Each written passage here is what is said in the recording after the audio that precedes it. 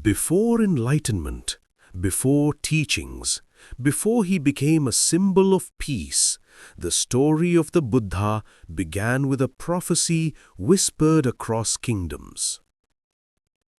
In the foothills of the great Himalayas lay the ancient kingdom of Kapilavastu, ruled by King Suddhodana of the Shakya dynasty.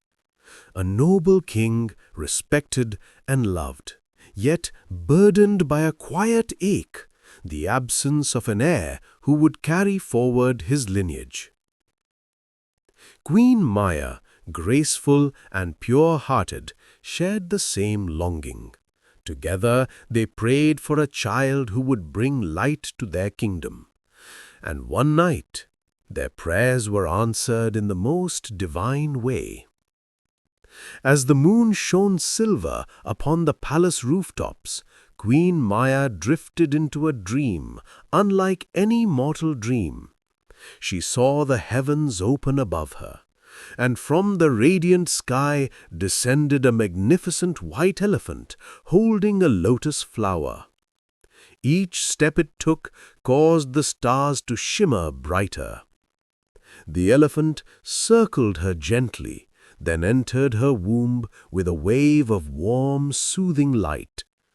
And in that moment the earth trembled softly, as if acknowledging the arrival of a soul destined for greatness. When she shared this dream with King Suddhodana, he was filled with awe and a hint of fear. He immediately summoned the wisest sages of the land.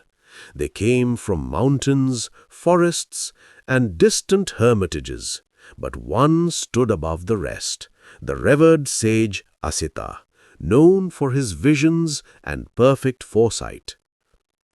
The palace fell silent as Asita listened to the queen's dream. His aged eyes filled with tears, not of sorrow, but of overwhelming wonder.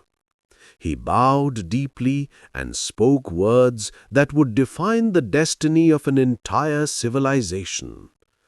"O king, a child of extraordinary purity is to be born.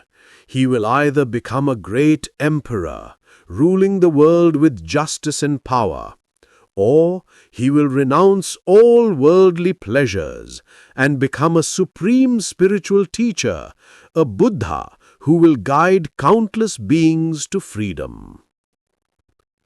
These words struck the king with a storm of emotions: pride, joy, but above all, fear. For he desired a successor, not a wandering monk. He wanted a dynasty, not a renunciation. And so from that day forward, he vowed to protect his unborn son from every sight of suffering, believing he could shape the child's destiny by shielding him from the truth of the world. But destiny does not bend to the will of kings. Far beyond the king's worries, nature itself celebrated the coming of an enlightened soul. The winds softened, the rivers glowed. Even the animals moved with an unusual calmness, as if the world was preparing to welcome someone who would one day transform it. And thus the stage was set, a prophecy made, a king afraid, a queen chosen by fate, and a child yet unborn who would one day rise beyond every boundary of human suffering. This was the beginning, the spark of a legend that would echo through centuries, the story of the one who would become Gautam Buddha.